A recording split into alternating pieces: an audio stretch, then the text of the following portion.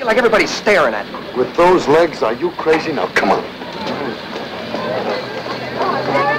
He has a line that he says just before they start shooting. He says under his breath, magic time, it's magic time. And I never asked him about it, but I worked 3 pictures with him, so I know he does it all the time. Listen, you want to talk to me, buddy? Put down that spoon. Spoon! You dumb ignoramus, that is a ladle! He gets inside of the character. He never plays for the laugh, he plays for the honesty of the moment. And I think what he has more than anything else is conviction, more than any actor I've ever seen, I think. It's unbelievable, Jack's conviction. Talent. You can't really analyze it too much. It's within Jack. He can get inside of characters of a wide range. He has an imagination. He immerses himself completely in what he's doing. And whether it's comedy or tragedy, Jack is going to give all that he can give. I think so many people identify with that character. A person that's put upon and helpless and frustrated. What's interesting about Jack is that in spite of that character that he plays, I think he has a great deal of strength. And that's very appealing when someone has both of those qualities. Every time they say he's my favorite actor. I've always tried to figure that out. I wonder if that's because he does represent the everyman and what every person thinks of themselves. He's so identifiable. That's good!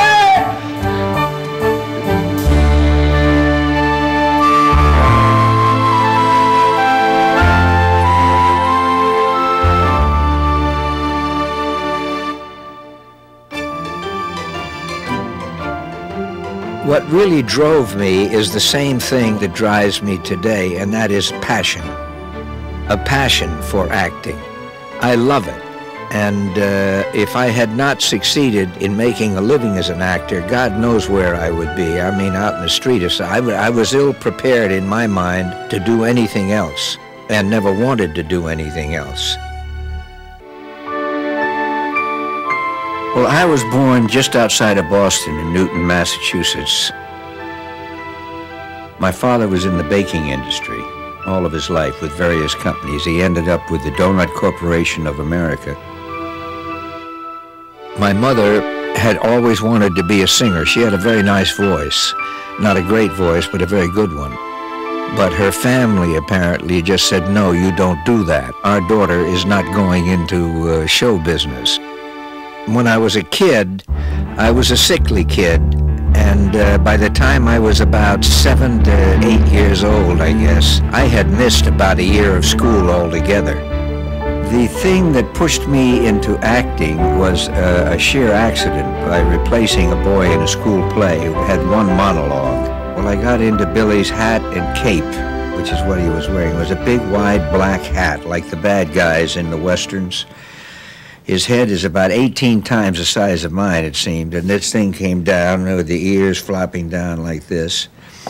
The cape, which was supposed to come down around his ankles, was dragging behind me like Aunt Marie Antoinette's train or something. So I made my entrance, got a laugh right away, the way I looked.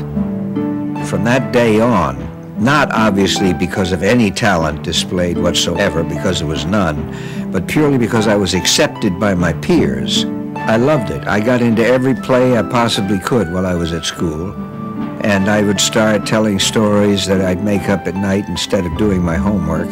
The unusual thing is to know what you want to do by the time you're 8 or 9 or 10 years old, and I really knew by then that this is it. By the time I was about 10 or 11 years old, the doctor did a very smart thing. He said, I want this boy to run every day or he's going to be sick all of his life. As a result, I got in terrific shape as a kid and became a very good runner and a very strong runner, and had a couple of records for kids my age in distance running by the time I was into my teens. What's extraordinary to me about Jack is the little that I know about his background in terms of his father and his education and his upper middle class upbringing. is that he had that free soul that needed to be an artist, that needed to express itself. I had no conception of what else I might ever be able to do. I wasn't equipped.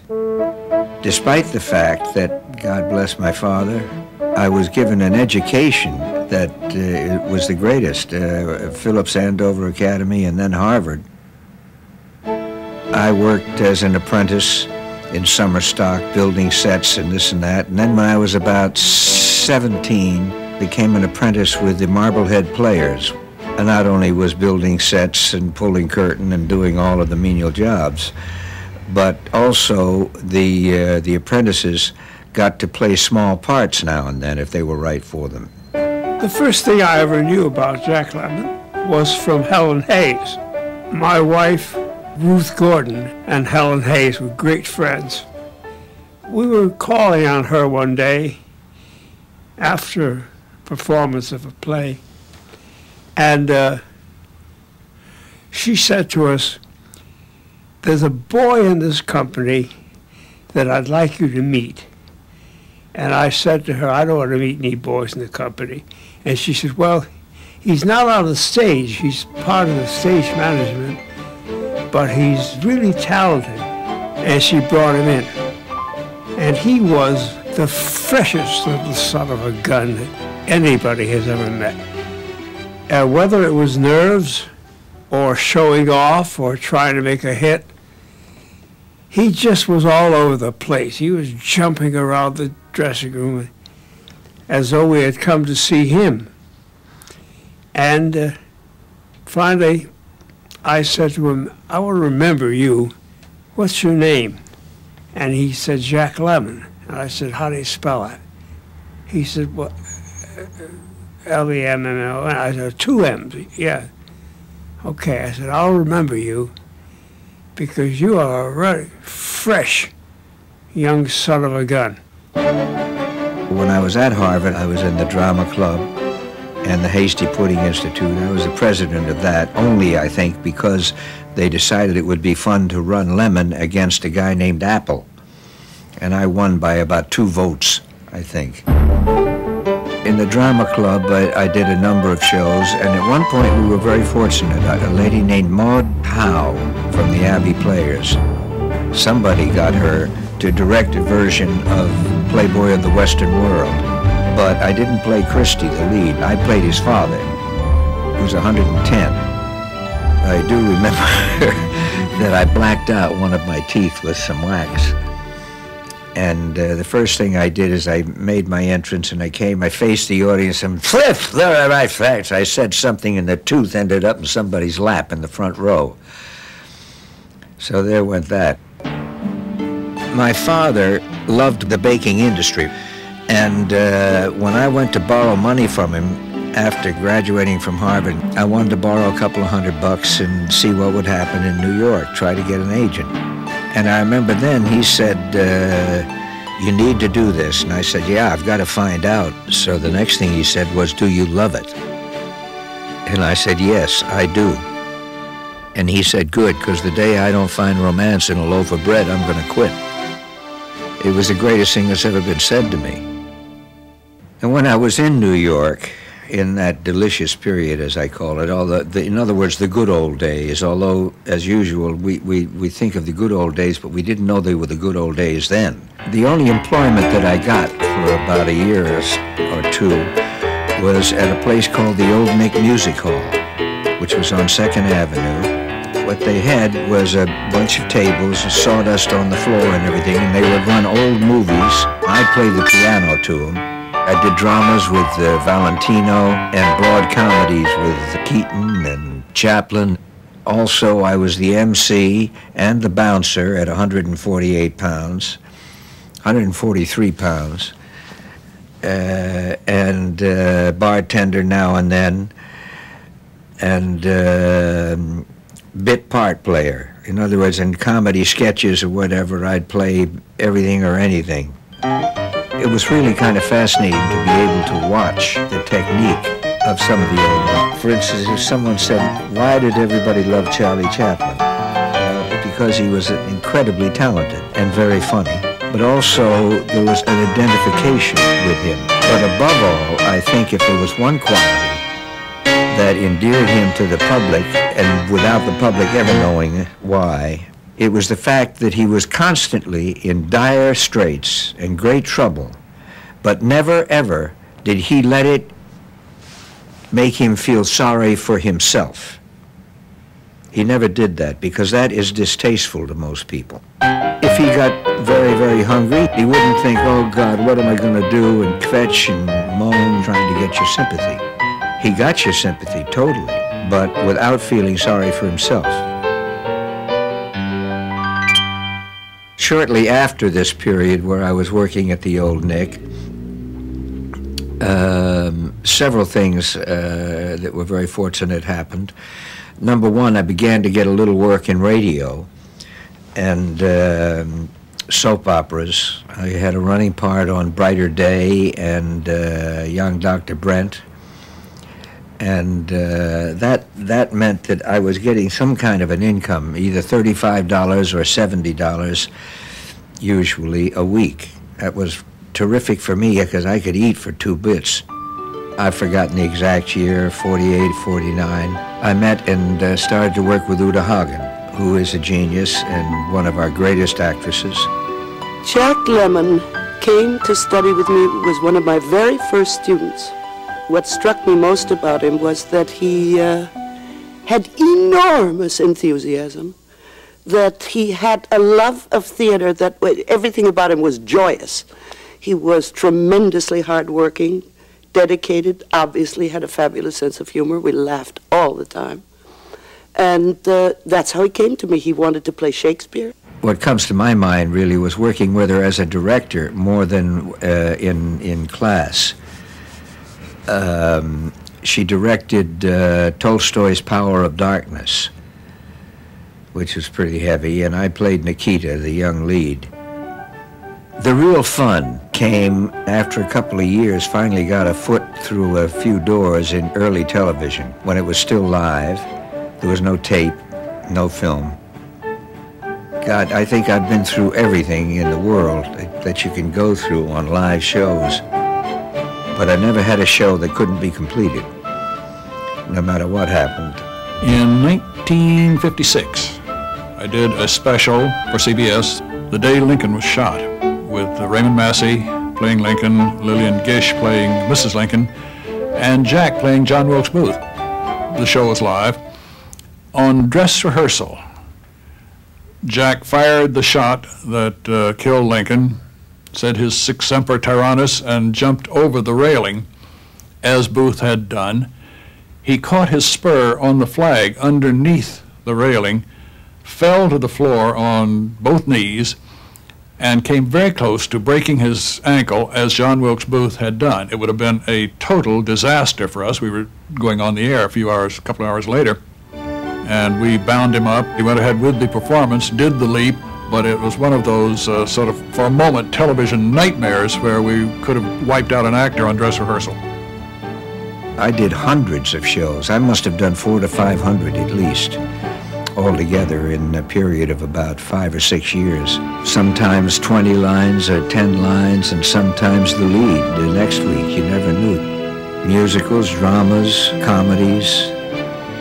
Along came a revival of Room Service, which was a famous old war horse, very funny play, and I got the lead in it. Fortunately, I got good reviews in this, and a man named Max Arno at Columbia Films had the New York office check me out in the play, and they all agreed that I should be tested to play opposite Judy Holliday. And he came in, and he bounced all over the room. He was full of personality. And Judy said when he left, she said, "I don't think so. I don't think he'll do." And we said, "Why not?" She said, "Well, he's much too young for me." And we said, "Well, we'll keep thinking." And then Ruth took charge, and she spoke very, very seriously. And she said, "Now listen, you've just made it. You've made good. Don't stand in anybody else's way. Now you have the authority, now you're important. Give someone else a chance. And she convinced Judy, and he wound up with the part. Like, do you remember my name? Sure. What? Pete Shepard. Well, do me a favor and forget it. Oh. So is it still on for Friday lunch? Certainly. Thank you very much. Don't mention it. The first 2 weeks that Judy and I were doing our scenes, George would continually, at the end of a take with the camera, he would say, cut, wonderful, wonderful, that was absolutely wonderful. He says, we're going to print that, but just one more. Let's do just one more. Jack, less, a little less, less. And Judy and I went through about the third take, top to bottom, along about 2.5 to 3 pages in one, and we knew that we had really kicked the bejesus out of that one. And George, sure enough, said, cut, and he said, wonderful. And he gave Judy a kiss, and then he turned to me, he said, Jack, just one more, less, just a little less. And I, which was uncustomary of me, because I never blow up at a director, I couldn't help it. I said, are you trying to tell me not to act at all? And he said, oh, yes, God, yes. Oh, God, yes. It was the best piece of direction I ever got. In other words, behave in a way, but don't act. Don't let it show. Let it happen. At that point, I had married Cynthia Stone, who was in the production of Power of Darkness. We bought a little house out in West Los Angeles.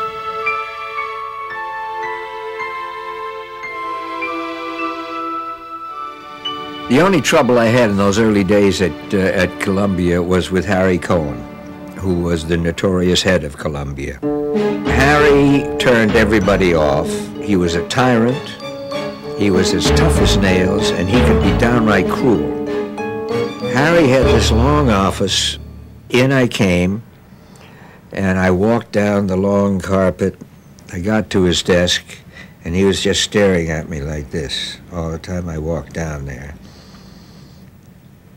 And I said, how are you, Mr. Cohen? And I put my hand out like that. He lifted his hand up with a riding crop in it. And he took it and he went, bow, like this on the top of the desk. And he said, it's got to go. That name has got to go. I said, what? He said, Lemmon. Who the hell is named Lemmon? He said, are you kidding? All of the critics will be saying Lemmon is a lemon. Cohen's got a lemon. The picture's a lemon. Everything's a lemon. It's got to go. He says, I got a name for you. And I said, what is it? He said, Lennon. Jokingly, I said, Lennon, is that how you pronounce it? He says, yeah, Lennon. I said, do you think I'm a Russian revolutionary? He says, no, I looked that up, smart guy. That's Lenin. Finally, I said, I don't want to change it, and I would rather not sign the contract than change my name. Well, the long and short of it is, as I was leaving, he said, did you really go to Harvard? The next morning, he called Harvard to double check. He didn't believe that he could have an actor under contract that went to Harvard. He thought that was terrific. He gave me bigger billing than my contract called for. This cruel man. At Columbia, when he arrived here to co-star in his first picture opposite Judy Holliday, he was the gifted young actor that everybody had hopes would become a movie star. His third picture was Mr. Roberts, and right off the bat he won an Academy Award as Best Supporting Actor. And to be able to get that part in a production like that in just your third film is incredible. When I did my very first test for the Judy Holliday film, they also tested me for a film that John Ford was about to start at Columbia called The Long Gray Line. But Ford told Harry Cohen, look, I don't want an unknown kid trying to play this part. And one day I walked into the studio just to see what was going on, and I thought I'd drop in on the set and see the great Ford. I walked on, and this old guy who had a patch on an eye and a cap pulled down over his head, and he was chewing on a handkerchief. I thought he was one of the grips. He came over and he said, are you that kid Lemmon? And I said, yeah. And he said, someone told me you wanted to play Pulver. I said I would die for it. And he said, "You really want to play it, huh?" I said, "Yeah." And he said, "Well, spit in your hand." I said, "What?" He said, "It's an Irish custom, spit in your hand." And he went, and tokingly sort of spit in his hand, so I went, and he shook my hand, and he said, "You're Pulver and I'm Ford." And I damn near fainted.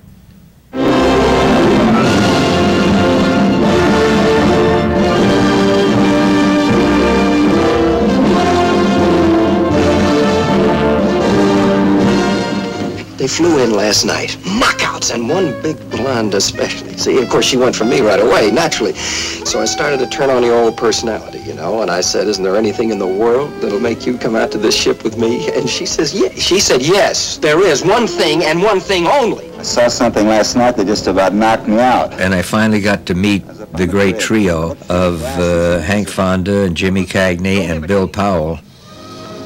I was just flabbergasted that I was going to work with these three people. They were all wonderful to me. Powder? This ain't no pop gun, it's a firecracker. I used fulminate of mercury. I'll be back in a minute.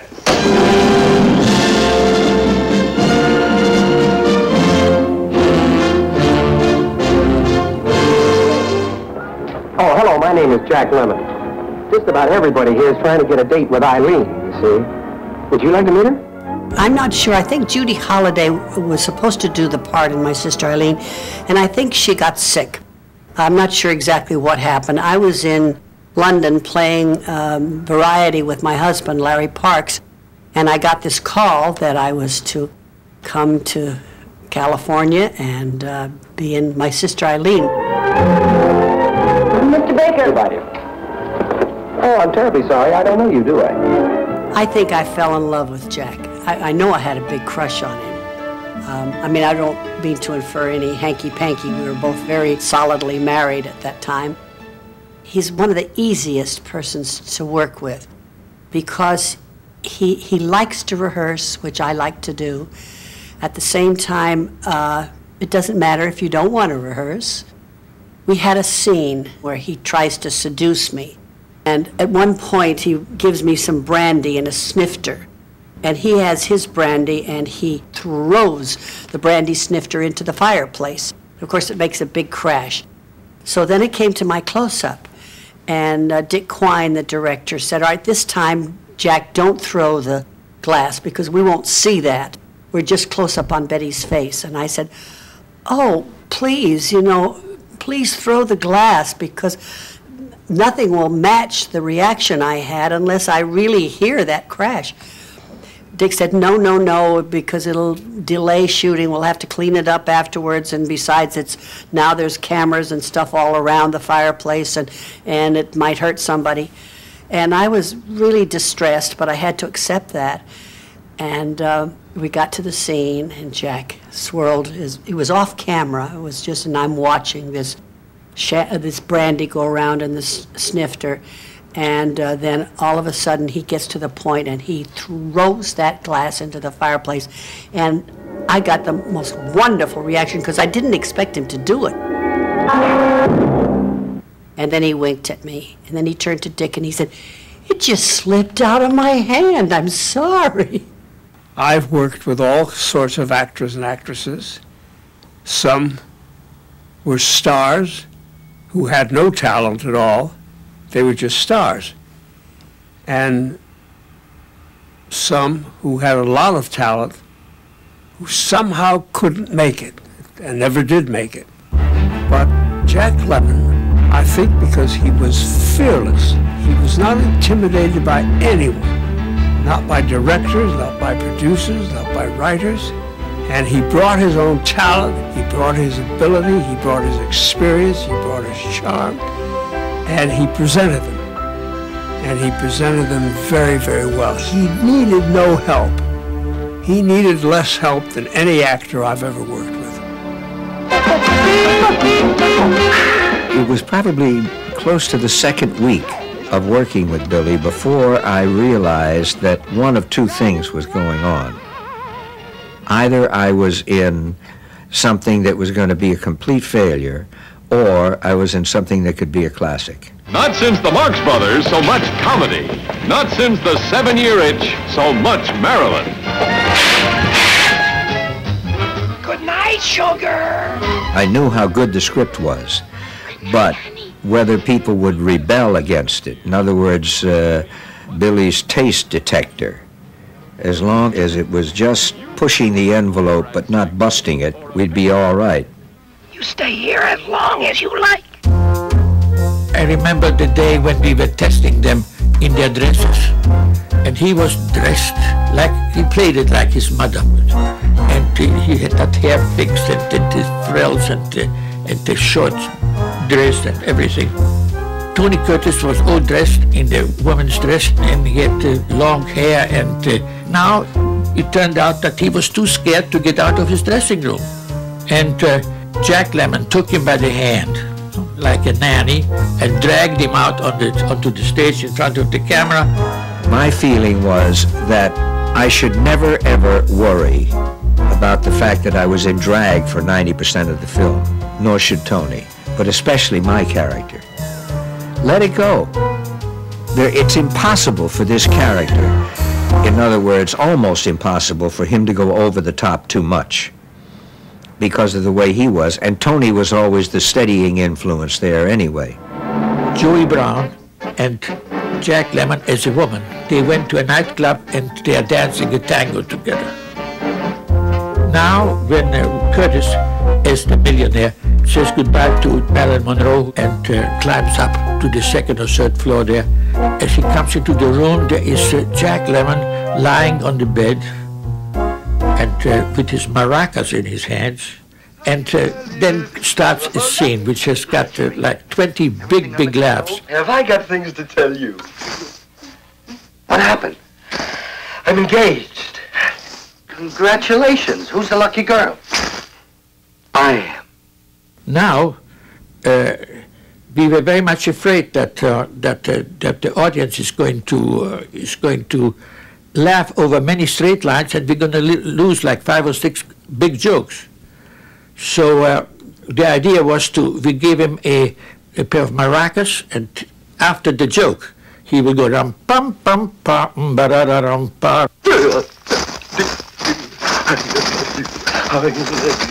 What? Osgood proposed to me. We're planning a June wedding. By cutting back and forth, we could manipulate the thing that we knew exactly how long this laugh is going to last and how short this is going to last.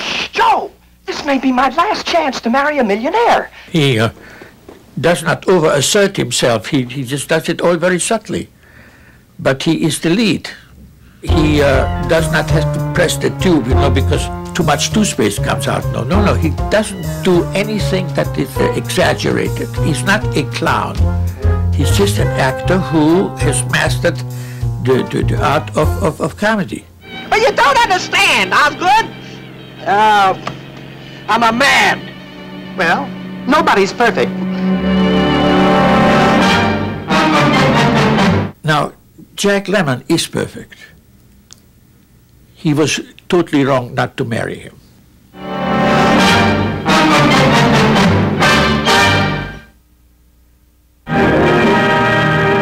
Are we dressing for dinner? Just come as you are.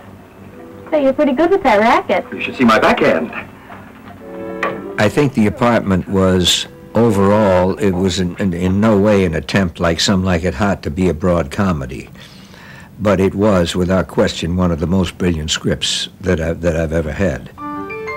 Wilder won 3 Academy Awards that year for Best Film, Best Script, and Best Director. That's about all you can do. Billy really grew a rose in a garbage pail, is the way I have always described this film. He had a love story that was valid and honest, but it was grown in a garbage pail because he was making great social comment about a lack of morals and principles in the business community. And he had the guts to take his leading man and make him a pseudo-pimp in a way, a guy who, to get ahead, was willing to sacrifice or just be blind to any sense of morality. You see a girl a couple of times a week just for laughs, and right away they think you're going to divorce your wife. I ask you, is that fair? No, sir, it's very unfair, especially to your wife. Yeah. He was made into somebody. He very much regrets it at the very, very end. when he's been made a vice president, I don't know what, he goes to Fred McMurray and gives him back the key. And he quits his job. In other words, he was a pimp against his own will, but when the big promotion is ready for him, he walks out on it. Did you hear what I said, Miss Kubelik? I absolutely adore you. Shut up and deal. I loved working with Shirley, who is totally spontaneous. If anybody ever hated to rehearse, it's Shirley. She loves to just kind of let it happen, which I understand. It's one way of working. I can rehearse. I'll rehearse for 5 weeks for one scene.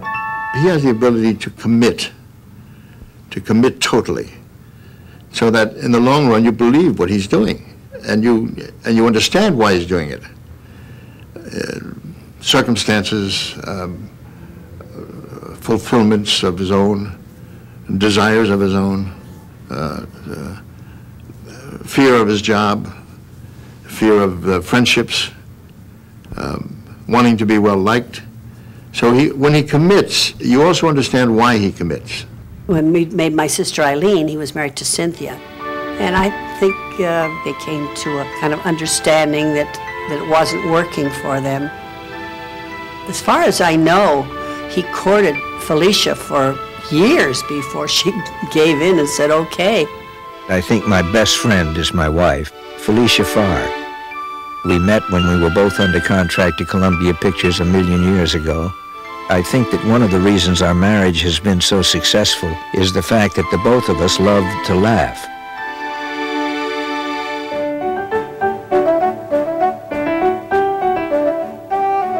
Up until then, almost every film I had done, they were all comedies. And Hollywood, of course, you do a comedy and it's successful, you can bet you're going to have some more comedies on your doorstep the next day. But I was dying to do a drama because I felt that in my experience I had certainly shown back in live TV and elsewhere and on stage that I could do drama as well as comedy, and I wanted to do both for my own self-satisfaction as an actor. Along came Days of Wine and Roses, and I was having lunch with my then agent, Lenny HIRSHAN, at William Morris, and he suddenly said, did you ever see Days of Wine and Roses on Playhouse 90? And I said, no, I missed it, but I've heard it was absolutely marvelous. And he said, how would you like to do it with Lee Remick and Blake Edwards directing? And I said, yes.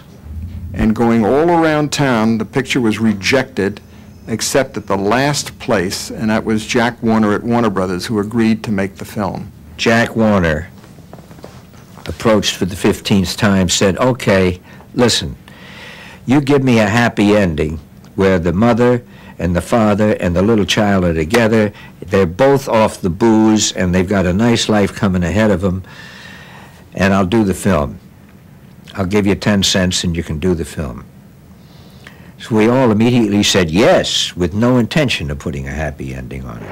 And anyway, my agency is throwing a party, or rather we're inviting the people for a party on Prince Harun Budul's yacht. The audience is sucked in the beginning of the picture laughing at Jack Lemmon, the Jack Lemmon they know, until they get involved in the story and start to realize that this is not a comedy. This is a drama. Now, on the surface, this would seem to be a shockingly sensational type of situation, but the qualities of Joe Clay's story are not that easily revealed. And when I read this script, I knew that I wanted to play this part more than any part I have ever been lucky enough to play. One thing he said to me a while back, he said, if it scares me, I've got to do it. Well, that means he's going to stretch. That means he's going to explore areas that he hasn't been to before. And I think that process of investigation is where some of the greatest work for any actor comes out. And I really think you can almost see that at work in a lot of my father's performances. I truly think you can see it in Days of Wine and Roses. Now, here he was being labeled as a comedic actor, and he knew the depth of his abilities at the time, and he knew he was so much more than what people were saying. And here was his opportunity to show, to show what he had. Joe and Kirsty, they fall in love, completely in love. These are their Days of Wine and Roses. Can't remember us ever feeling like this before. This is the same man. How can he be so different? What happened to Joe Clay?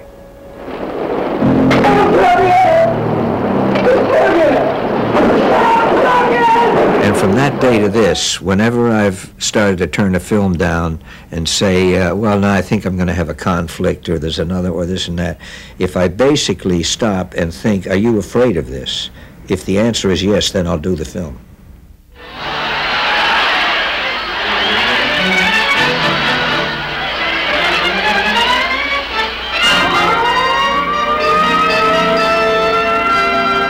I represent Harry Hinkle, the cameraman who was hurt at the game today. Yes. Well, this may be of some interest to you. I'm suing CBS, the Cleveland Browns, and a municipal stadium for $1 million. MATTHAU and Lemmon, they got together for the first time in a picture. I did something called the fortune cookie. And they have become now Laurel and Hardy. They belong together. Something I really believe strongly in, there is a phrase I use, good actors do not act at you, they act with you. And believe me, an awful lot of actors don't. They act at you. You could have a dummy sitting there, and when they hear a cue, they'll say their lines at the dummy. They are not really with you, and they don't listen.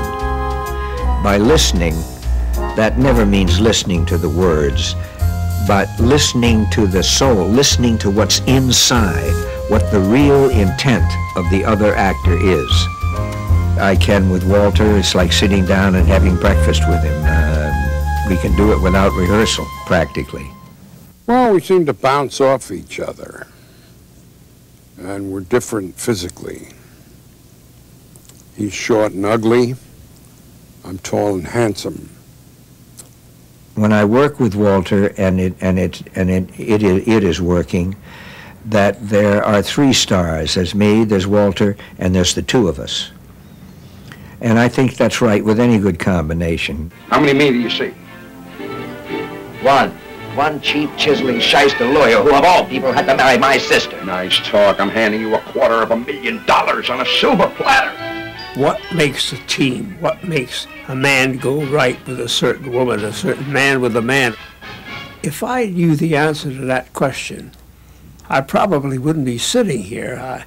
I'd be a multi-millionaire lying in the sun in Florida. It's something that we don't know. We don't know why that suddenly happens, why there's an explosion when two characters get together. Having Walter and Jack in The Odd Couple was probably the best thing that's ever happened to me in my film career. I'm telling you, you're the only one of its kind in the world. Chemistry, not even chemists can explain why it happens between two people, when it's right and when it's not right. They were probably right from the day they first met, or maybe they were wrong. I mean, maybe they hated each other's guts, which worked for them, and they got to love each other. I have no idea of the birth of it. Thank God it was born. Now listen, why don't you just take a tranquilizer? Go to your room. Yeah, say go to your room. Let's just all settle down, huh? When we did the scene, pretty famous scene now, of Jack in the luncheonette in the Odd Couple suddenly getting these adenoidal attacks and making these sort of moose calls, as Oscar would call them, Jack surprised me because I didn't even know what to expect. Stop that, will you? What are you doing? I'm trying to clear up my ears. You create a pressure inside your head, it opens up the eustachian tube. Did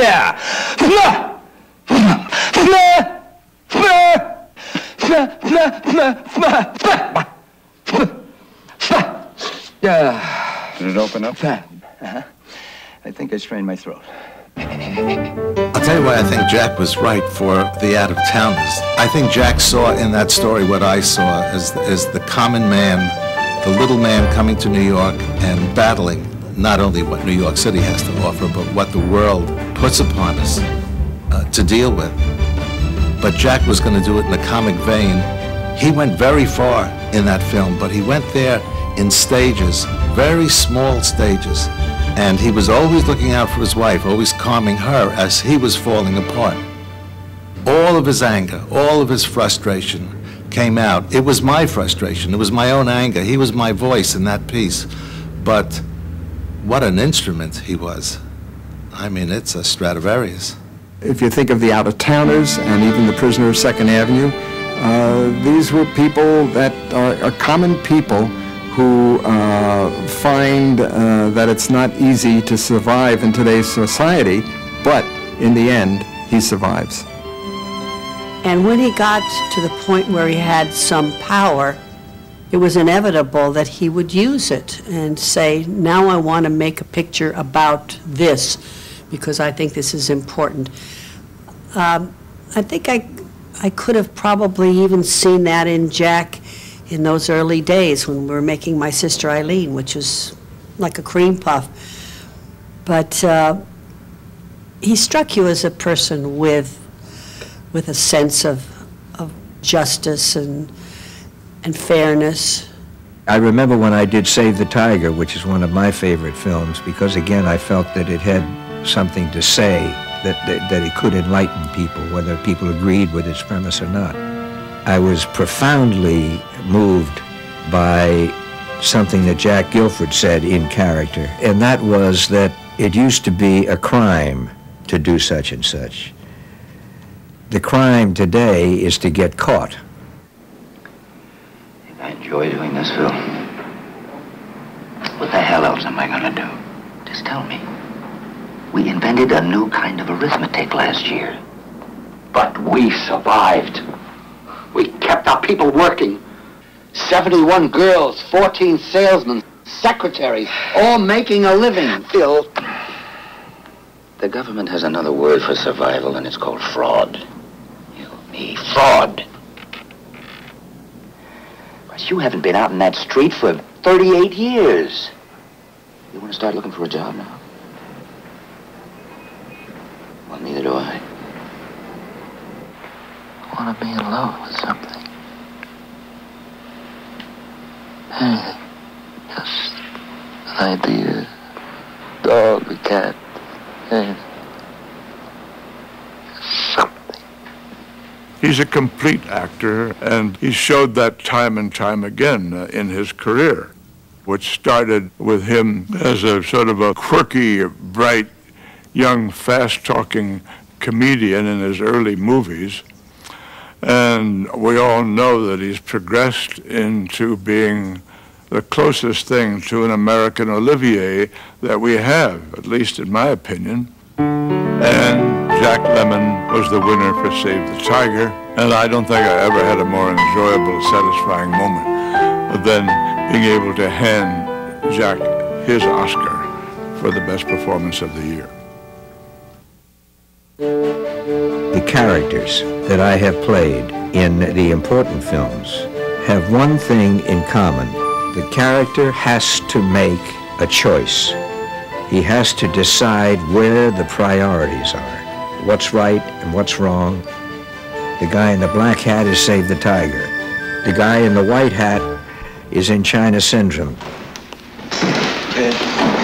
How high are we? It sounds like the power is up. Yeah. We'll be at full power by midnight. No, you cannot run it at full. We can't risk another scram.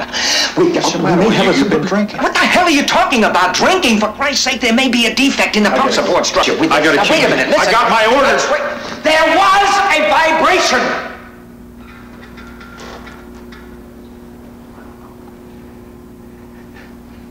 Ted, so help me God, a sudden surge could kick that off again.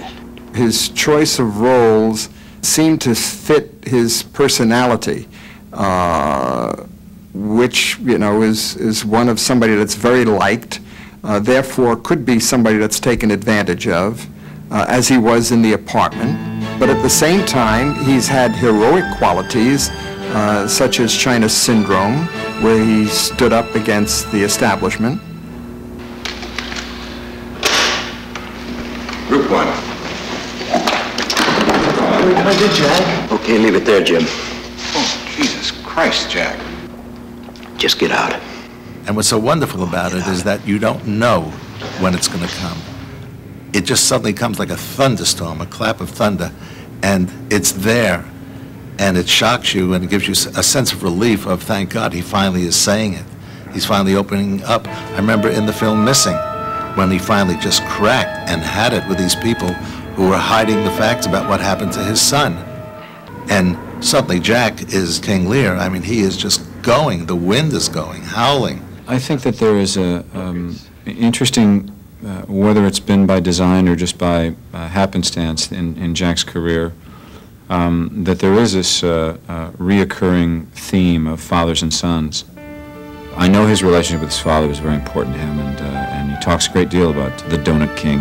What I drew on really was just an emotional feeling out of the relationship that I had with my dad and my feelings about the kind of man that my father was.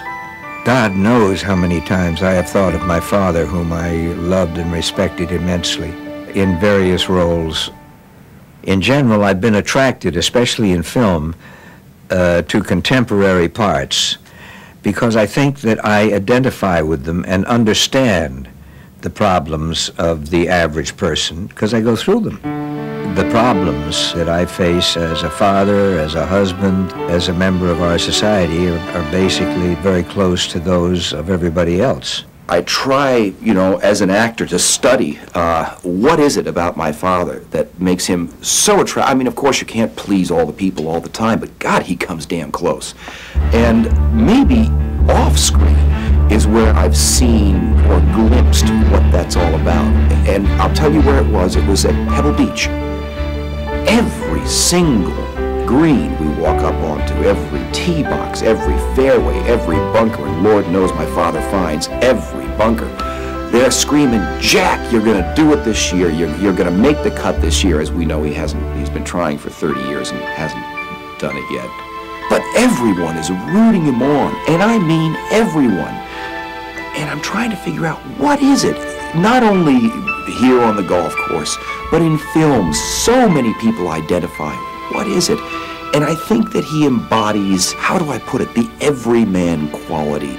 They see him struggling down the fairway, finding every bunker, taking triple bogeys on a hole, and it's them struggling down the fairway, taking triple bogeys on every hole. And they're rooting for themselves as they root for him. I think the same thing happens in his films. All through his career, you've looked at the work that he's done with so many great actors or teams, whether it's MATTHAU or McLean or Tony Curtis, and his ability to adapt to both drama and comedy, and always be true to the material, and always be listening, and always be aware, and sharing the space. There's no doubt that he's a star, but he's a star with such a lack of ego. He works well with everyone, but he just fools you all the time because you don't think he's going to be able to do that, but he does. I mean, other actors of today, big stars of today, work in the same area. They're brilliant at it, but they don't open up into something else that will surprise you. Jack is there opening up all the time. Actually, what we are, you know the odd couple, we did it in the movies. Well, now we're the old couple. We're the old odd couple. We're still fighting with each other, and we're still calling each other names, but we're still buddies. His palette is full of the most wonderful color, and he uses it, but he uses it sparingly. That lesson that Mr. Chuko gave him, it paid off beautifully. We identify with him no matter what walk of life we're in, no matter what age we are, and that's something that you're just born with.